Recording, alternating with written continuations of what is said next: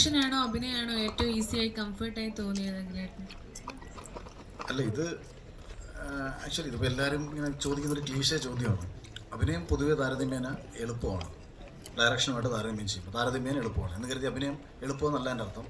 ഇനി അങ്ങനെ പറഞ്ഞാൽ അഭിനയം വളരെ ഈസി എന്ന് പറഞ്ഞ് നിങ്ങൾ എഴുതിയിട്ടുള്ളത് താരതമ്യം ചെയ്ത് നോക്കിയാൽ സംവിധാനത്തെക്കാട്ടി എളുപ്പം അഭിനയമാണ്, എഫേർട്ട്ലെസ് ആണ് കുറച്ചുകൂടെ.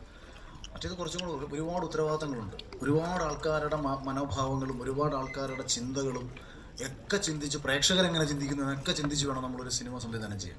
അതിന് ഒരുപാട് ഉത്തരവാദിത്തങ്ങളുണ്ട്. അതിനേക്കാട്ടും പ്രയാസമാണ് റൈറ്റർ.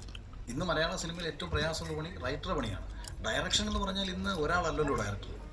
മോണിറ്ററിൻ്റെ ഫ്രണ്ടിലിരിക്കുന്ന ആക്ഷനും കട്ടും പറയുന്ന ഒരാളല്ല ഇന്ന് ഡയറക്ടർ. ഇന്ന് എല്ലാവരും ഡയറക്ടറാണ്. ക്യാമറമാൻ ഡയറക്ടറാണ്, കോസ്റ്റ്യൂം ചെയ്യുന്നുള്ള ഡയറക്ടറാണ്, എല്ലാവർക്കും. എന്ന് വെച്ചാൽ അവരുടെ എല്ലാ ഇടപെടിയും ഇന്ന് സിനിമയിലുണ്ട്.